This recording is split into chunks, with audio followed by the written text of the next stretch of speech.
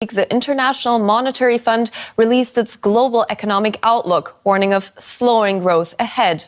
But there was one bright spot. India. Zambia से Africa से एक खबर सामने आ रही है कि अफ्रीका में जाम्बिया में हैजे की बीमारी बहुत ज़्यादा फैल रही है, लोगों की बहुत ज़्यादा अमवात हो रही है, वहाँ पर डेथ रेशो बहुत ज़्यादा हो गई है। और इस सिलसिले में निपटने के लिए, इन पूरे हालात को कंट्रोल करने के लिए जो मेडिकल फैसिलिटीज़ भेजी हैं, जो हेल्प भेजी है, वो भारत ने भेजी और काफ़ी ज़्यादा हैवी मिकदार में भेजी है। तो ये एक ईमान की बात भी है, हिम्मत की बात भी है और एक विजन की बात भी है, किरदार की बात भी है। बिल्कुल, हम तो छोटी सी एक किरदार, बिल्कुल आप तो छोटी सी बातों पर घबरा जाते हैं। वहाँ के लोग थैंक यू बोल रहे हैं और बोल रहे हैं कि हमें और मदद की जरूरत है। और जो रिस्पांस भेजा गया है भारत की जानिब से वो ये है कि हम डबल कर देंगे इस एड को। दरअसल भारत ने एक बार फिर से विश्व गुरु वाली भूमिका निभाई और जाम्बिया को भेज दी बड़ी मदद।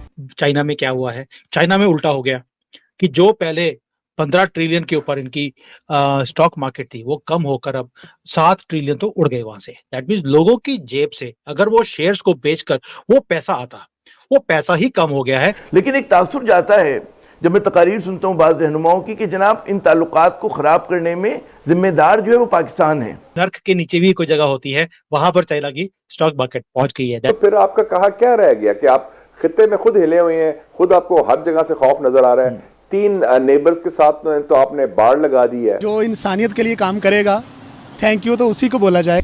जय हिंद दोस्तों, a very warm welcome to Hindustan special channel. अफ्रीकी देश जाम्बिया में हैजा का प्रकोप छाया हुआ है। बड़ी संख्या में लोग इस बीमारी की चपेट में आ रहे हैं। रिपोर्ट की माने तो अब तक 600 लोगों की मौत हो चुकी है। ऐसे में भारत ने इस देश के लिए मदद का हाथ सबसे पहले बढ़ा दिया है। रिपोर्ट्स के मुताबिक जाम्बिया में अक्टूबर 2023 से अब तक हैजे से 15,000 से ज्यादा लोग संक्रमित और लगभग 600 लोगों की मौत हो चुकी है। जाम्बिया के 10 में से 9 प्रांतों में हैजा के मामले सामने आए हैं। 30 लाख लोगों की आबादी वाला शहर लुकासा में अधिकारियों ने नेशनल हीरो स्टेडियम के बाहर एक टेम्परेरी ट्रीटमेंट सेंटर की सुविधा दी है। जाम्बिया इस बीमारी के प्रकोप को रोकने के लिए संघर्ष कर रहा है। इसके लिए भारत ने अफ्रीकी देश की मानवीय मदद भेजी है। इसके लिए भारत ने इस अफ्रीकी देश को 3.5 टन मानवीय मदद भेज दी है। यह भारत और जाम्बिया के बीच मजबूत दोस्ती की मिसाल कायम कर रही है। भारत ने अतीत में कई अन्य देशों को आपदाओं और प्राकृतिक आपदाओं के दौरान मानवीय सहायता प्रदान की। जाम्बिया से अफ्रीका से एक खबर सामने आ रही है कि अफ्रीका में जाम्बिया में हैजे की बीमारी बहुत ज़्यादा फैल रही है, लोगों की बहुत ज़्यादा अमवात हो रही है, वहाँ पर डेथ रेशो बहुत ज़्यादा हो गई है। और इस सिलसिले में निपटने के लिए, इन पूरे हालात को कंट्रोल करने के लिए जो मेडिकल फैसिलिटीज़ भेजी हैं, जो हेल्प भेजी है, वो भारत ने भेजी और काफ़ी ज़्यादा हैवी मिकदार में भेजी है। कि वहाँ के लोग थैंक यू बोल रहे हैं और बोल रहे हैं कि हमें और मदद की ज़रूरत है। और जो रिस्पॉन्स भेजा गया है भारत की जानिब से वो ये है कि हम डबल कर देंगे इस एड को। तो आए बढ़ते हैं अवाम की जानिब, उनसे इस बारे में पूछते हैं कि हर मुमालिक जो भी क्राइसिस में होता है उनकी मदद की जाती है। भारत की जानिब से Pakistan as a Muslim country, as a neighbouring country कहाँ स्टैंड करता है? भारत की बात करते हैं। भारत हमारा दुश्मन है। हमारा दुश्मन है तो फिर क्या करें? बस जो भी है, लेकिन वो मदद तो पूरी दुनिया की करता फिर रहा है। देखे ना उधर सुबह कितने हैं ये बताएं मुझे। सुबह उनके ज्यादा है। तो सुबह से क्या होता है? सुबह से क्या होता है? 4 सुबह, तो उधर सुबह कितने हैं ये बताएं ना। जितने सुबह होंगे तो कारोबार भी ज्यादा होगा। कारोबार अगर वो करेंगे तो ज्यादा होगा ना। ऐसे तो जापान भी छोटा है, लेकिन कहाँ है? बस ऐसी है ना जापान का। पता मुझे ऐसी है। तो तरक्की कैसे कर ली उन्होंने? तरक्की हमारी सियासतदानों से उन्होंने करनी है, क्योंकि जब ये आप एक दूसरे को गाली निकालते तो ऐसे तरक्की नहीं होती ना। तरक्की वही होगी जो सियासतदान एक दूसरे बैठे जाए, इकट्ठे होकर बैठे फिर ये काम करें। डेफिनेटली जो इंसानियत के लिए काम करेगा, थैंक यू तो उसी को बोला जाएगा। वो इंडिया हो या मिसाल के तौर पे मैं बात को अगर आगे बढ़ाऊं तो हम लोगों ने क्या किया इस हवाले से, हम लोग इवन कोई अच्छी स्टेटमेंट भी नहीं दे सके। केस करना तो दूर की बात है।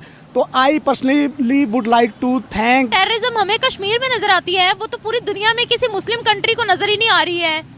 जी, ये इसकी सबसे बड़ी वजह ये है। क्या वजह? वो स्टडी ज्यादा कर रहे हैं या वो फिर पागल है थोड़े से? नहीं, ऐसा नहीं है।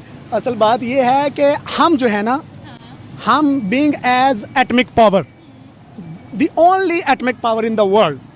और भी है बहुत से एटॉमिक पावर्स। नहीं, मैं पाकिस्तान इस्लामिक कंट्रीज में कह रहा हूँ कि as you know that we are like the captain of the team. हम लीडिंग कंट्रीज़ में से हैं और इस्लामिक कंट्रीज़ को ज़ाहिर है हम क़ियादत करते हैं। तो हमारा अगर स्टांस कमज़ोर होगा, हम माशी हवाले से कमज़ोर होंगे, सियासी हवाले से, जिस तरह से हमारे यहाँ खिचड़ी पकी हुई है आजकल, ठीक है, जो कुछ हो रहा है सबके सामने है। ममालिक किसी खातिर में ही नहीं लेते हैं, कोई बड़ी कॉन्फ्रेंस हो जाती है हमें वो बुलाते ही नहीं। अभी सऊदीया में इतना बड़ा प्रोग्राम हो रहा है, हम इनविटेशन तक नहीं दी है। ये जो हम लीडिंग रोल प्ले कर रहे हैं, ये हम ख्वाबों में कर रहे हैं या वाकई हो रहा है? आपने ये बड़ा अच्छा क्वेश्चन रेज़ किया और आपने काफ़ी हद तक उसकी पिक्चर भी जो है ना वो बता दी है। असल में यही नहीं है कि बुलाते नहीं हैं, अगर बुलाते भी हैं तो वो कहाँ बिठाते हैं पीछे हम सबको अच्छी तरह से पता है। ये बात भी सही और हमें शर्म आ जाती है अपने प्रेसिडेंट और अपने प्राइम मिनिस्टर को देख के कि ये बेचारा कहाँ खड़ा है।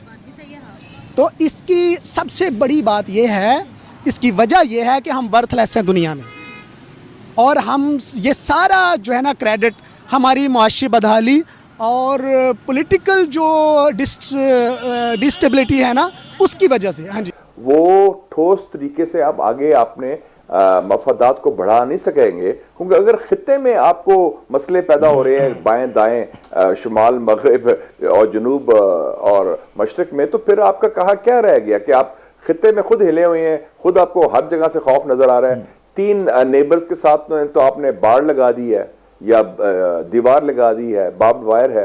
तो आजकल तो ज़माना ही और है, और 2 मुसलमान ममालिक हैं, हमारे मुसलमान ब्रादर ममालिक हैं।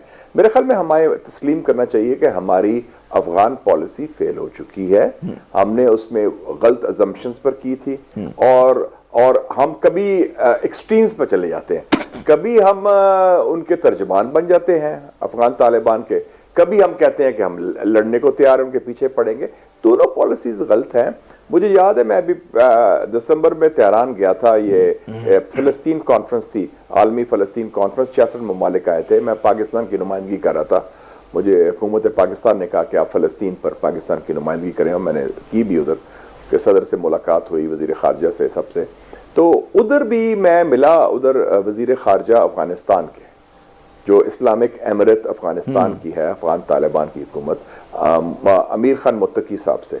उधर बड़ी अच्छी उनसे पुरानी याद न्याजमंदी है, इस्लाम दुआ है, जब वो वजीर था वो जानते थे, उनसे अच्छी गपशप। उन्होंने बड़ी अहम बात की, बड़ी अच्छी बात की। कुछ लोग धमकियां भी दे रहे थे। उसने कहा कि देखें, ये अफगान कौम का मिजाज आप जानते हैं कि अफगान कौम को, अगर हम गरीब ज़रूर हैं, हम कमज़ोर भी हो सकते हैं, लेकिन अगर कोई हमें धमकी दे या दबाव डालने की कोशिश करे तो हमारे यहाँ एक रद्द अमल होता है। और आपने देख लिया कि रूस ने भी ये कोशिश की कि लुबाबी के जो मौजूदा हमारी इस वक्त अफगान पॉलिसी आपको सूदमंद नजर नहीं आ रही पाकिस्तान के लिए, जो हमने इतना इन्वेस्ट किया था अफगानिस्तान में बरसा बरस तक, जैसे आपने फरमाया कि तर्जुमान भी बने उनके, नेटो की मुखालफत मोड़ ली, अमेरिका की मुखालफत ली, उनके मेजबानी की,